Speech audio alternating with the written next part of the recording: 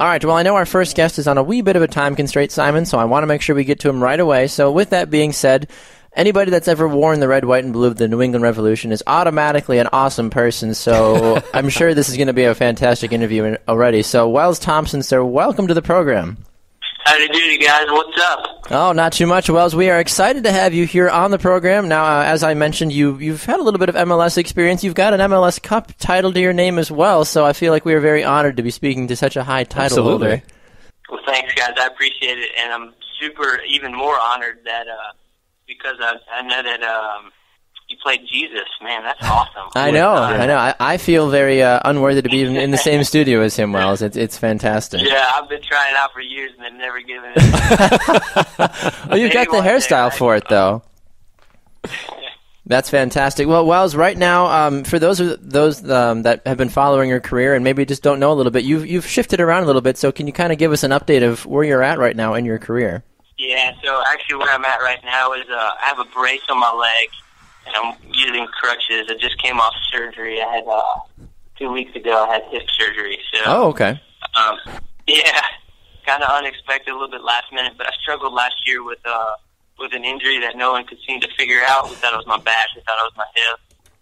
So a little bit frustrating. Was limited a lot last year. But thank God, I found a doctor who found the problem and got it taken care of. So. A little bit in limbo right now, a lot of uncertainty, not sure what's going to happen, if I'll keep playing or what I'll do. Okay. I love to keep playing. I've loved playing more these past couple of years than I have in a long time, and so I hope it's in God's plan for me to do that.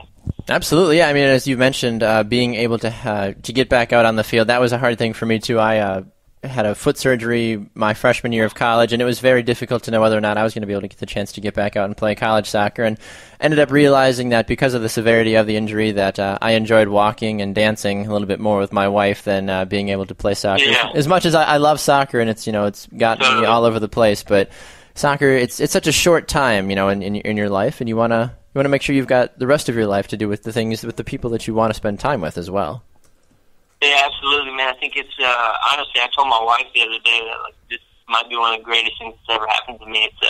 It's given me a tremendous amount of perspective, and I'm just thankful that in several months that I will be able to walk again, a privilege that not a lot of people are afforded.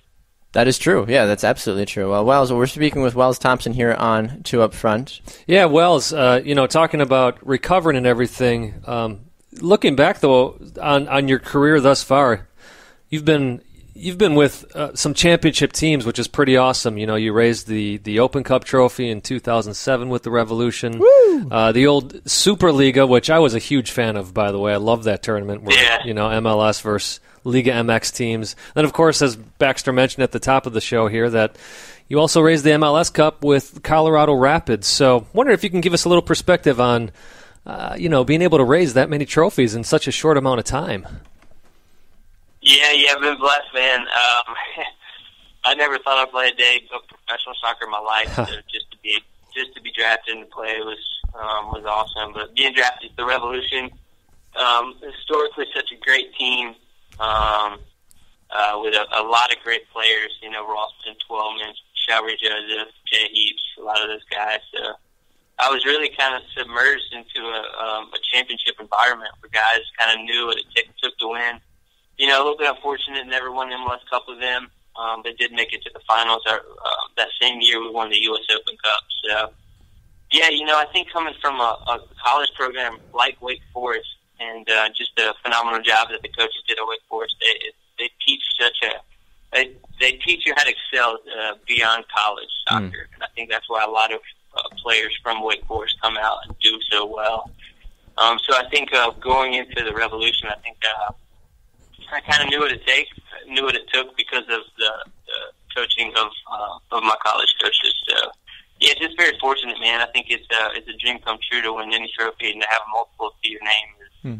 Just makes it that much better. And I think going off of that too, Wells, you talked about how Wake Forest kind of prepared you not only for soccer but kind of for the rest of your life as well. I think we're starting to see a lot more programs across all divisions start to do that because with all the injuries that are happening in sports right now, players are realizing that you could be the best player ever but have an injury cut you short, and then all of a sudden you're sitting at 24, 25 years old with what you thought was going to be a great long, 10, 15-year professional career suddenly gone because, that one tackle went wrong or that header. I mean, for Taylor Twellman, unfortunately, he just was going for a header and the keeper missed and punched him in the head and he had a concussion and decided, never to play again.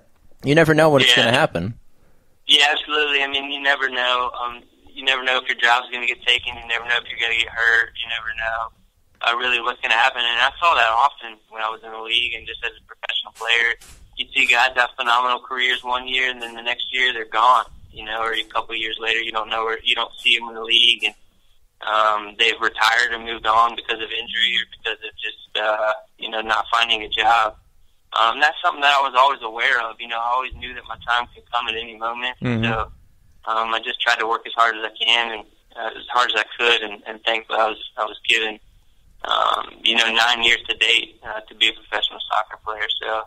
And you're right, man. And both of y'all are right. There is life after soccer, and it's such a short period of your time and of your life. And, but also, there's this one thing called aging. We're all aging. And we're all dying. True. Some of us just a little bit faster than others. And I think, I've been so thankful. I've had 3 surgeries in 3 months.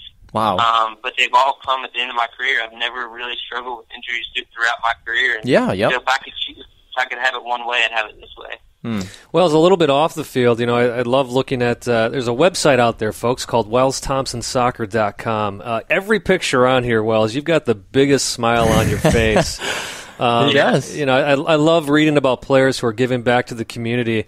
We do you a disservice if we didn't allow you some time to talk about what you're doing off the field and especially with the Joy Fund. Yeah, please. Yeah, absolutely. Well, I believe that too. Much is given, much is expected, and as a white American male in America, I'm in the top 1% of the world, and I've been given a tremendous amount. So, and I haven't always lived my life this way. I was a screwed up kid. I got really involved in drugs and alcohol as a kid, and as we all do, sometimes it takes us we have to learn the hard way. But I started following Jesus when I was in college, and he's changed my life, and so I just try to follow him. I try to give back, and one thing I've realized is that life's not about me. It's about God, and it's about other people, and I believe that what am I trying to say here? The magnitude of a life is determined by how much you give back. I believe that giving back produces joy, produces thankfulness, produces gratitude, and then ultimately that's really what it's about. When I think about my life, and I think in the things that stand out and the things that are most important to me, it's not necessarily winning the MLS Cup, not winning the Open Cup. I believe that those things were much greater in my imagination than they were in reality. And what stands out to me as the most important is the relationships. The relationships with my family, the relationships with my friends. Exactly. Yep. I just try. Wells Thompson Soccer is a tool that I use to love on kids and to share Jesus with the world. Whether that's I run PE for homeschool kids and hang out with them once a week. I do private trainings with soccer. I run soccer camps, but everything I do, I believe that I bring a spiritual impact to what I do. So John Wooden said it. I believe that it's way more important for a person to be a better person than it is for them to be a great athlete. And so that's really what I try to instill in the people that I come in contact with, and the people that God puts in my life.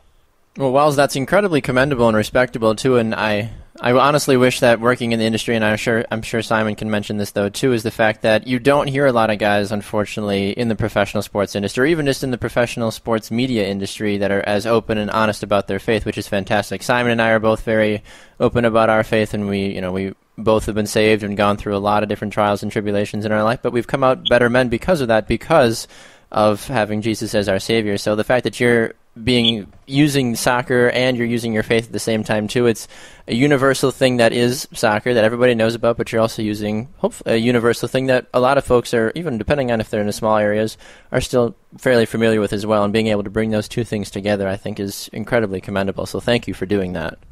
Yeah, absolutely. Well, hallelujah, man. We'll be in heaven together forever. Exactly. We'll be on the same pitch finally together. That's awesome, man. That's awesome. Well, Wells, one of the other things I wanted to ask you about fast is going along similar to on your Wells Thompson soccer page. There's two things. One, I want to know if you can share really fast about the time that you were kidnapped, which I think is fantastic. I mean, it's fantastic looking back at it, but in context, I'm sure is a little scary.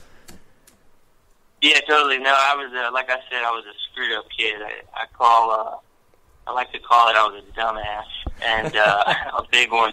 And so when I was like 13, 14, I got really involved in drugs and alcohol. And by the time I was 16, my life was really going nowhere, and I wasn't living at home. And so my parents had to, they had to intervene to try to save my life. And I was living with a buddy of mine, and so I just turned 16. My parents said, if you come home, we'll take you to get your license the next day. And so I thought that would be awesome, right? Mm-hmm. So I went home that night, and in the middle of the night, my dad came in and said, "We love you, son, but you're going away for a little while." He left, and the next thing I know, two big guys come in. And I look back at pictures of myself, and I was like 4'5", with a bowl cut, and I had a hemp necklace with a mushroom in it, and I was like a real hard guy. Totally kidding there. I was not hard at all. I thought I was hard, but I wasn't. And so these guys, we wrestled. They obviously won. They handcuffed me, and they threw me in the back of a black Tahoe and drove me 12 hours up to New York in the middle of the Catskill Mountains. So it was a school for like troubled teens, kids that had, just gotten out of control, kind of a correctional facility for them, and I spent a year and a half there, and it was one of the greatest things that ever happened to me. I'm thankful, beyond thankful, and grateful for my parents for taking that leap of faith, and because as hard as it was for me, it was a million times harder for them. And but I know that I went through that for a reason. So that's part of Wells Thompson soccer. I believe that we're all enticed by the world. We're all enticed to do things that we shouldn't do. And so I'm just trying to be a voice in kids' lives, saying, "Hey, look, you don't have to do this. It's actually cool to study. It's cool to be good in school. It's cool to obey your parents and that sort of thing." So I use what I've been through just to try to bless and help other people. But yeah, it was scary at the time, and I hated being up at that school for most of it, but I'm beyond thankful for being there. We're talking to Wells Thompson here on 2 Up Front Soccer. Wells, we know you got a meeting to get to, but I would like to at least ask you on a little bit of a lighter note here. I'm going to be honest, I was just doing some Wikipedia surfing. And I see that you've been given the nickname El Diablo. Is that true? And if so, how did that name come about? It's so funny. I've been given a lot of nicknames. Haven't we all? Everyone wants to talk about that one. I was given that nickname in Chicago because I got 3 red cards in a row. Yeah. So I got a red card in the first team game, and then I played in a reserve game the next week and got a red card, and then I was back in the first team. I got a red card. And so, needless to say, I didn't play too much more for Chicago. Then he played at his family picnic and tackled his grandma, and then everybody just lost it, and it just kind of all went downhill from there. Yeah, maybe they should have called you El Rojo instead of El Diablo. They said that seems a little bit more, yeah. Right. Yeah, I think it's just a lot of it's to play off my faith as well. But I like to spin it and just say I'm like King David. I'm just a mighty warrior on the soccer field. There you go. Sometimes I lose control because I'm a sinful, messed up person still. All right, well, Wells, we really appreciate you taking the time today. So really fast before we let you go as well, are you following Major League Soccer at all this season? And if so, do you have a favorite to maybe take home the cup this season? I watched the Columbus-Portland game the other day. I thought Portland looked pretty solid. I do watch MLS. I do keep up. I still have a lot of buddies in the MLS, and I love the game, and I love MLS because of a lot of reasons, but do I have a favorite? I don't know. I like Portland looked really good the other day. So. Okay, well that makes Simon happy. I like the way you think. But I'm always pulling from all the teams. I'm always pulling, especially New England and Colorado. But I'm pulling for Chicago there too. Okay. Logan Paul is up there, so he's a great buddy of mine. So I'm always pulling from all the teams for sure. That's fantastic. Yeah, the mid-2000s New England Revolution teams, Wells, are the reason that I love soccer so much. Taylor Twellman's bicycle kick against the Chicago Fire in the playoffs, that was the moment where I became a fan. I had that cross. No one ever talks about it. Oh. Yeah? No, right. Now we will. Yeah, I've watched that highlight. It was a horrible cross. I didn't like it. It worked, though. I mean, at the same time, and that's true. That now that you say that, I remember hearing the announcer say who that was, and I was like, "Oh, Thompson." I was like, "Oh, sure." I mean, at the moment, I didn't sink in, but so from I guess I owe you then, Wells, for my fandom. No, you don't owe me anything. I was really kidding. That was a phenomenal goal. It was all him for sure. Well, the ball got there somehow, though. So That's right. I appreciate that. Well, Wells Thompson, thank you so much for taking the time today. Wells Thompson is an MLS Cup champion and, more importantly, a champion for Christ as well. So thank you so much, Wells, for taking the time on Two Up Front today. And, sir. Wells, we will definitely be saying some prayers for quick healing Absolutely. for you and a good healing that you can be back on the field sooner rather than later. Hey, thanks, guys. This is a tremendous blessing. I'd love to come back on, and, hey, if I don't ever see you again, I'll see you in heaven, all right? You got it, Wells. Sounds Thank you so awesome. much. Wells Thompson, everybody. All right.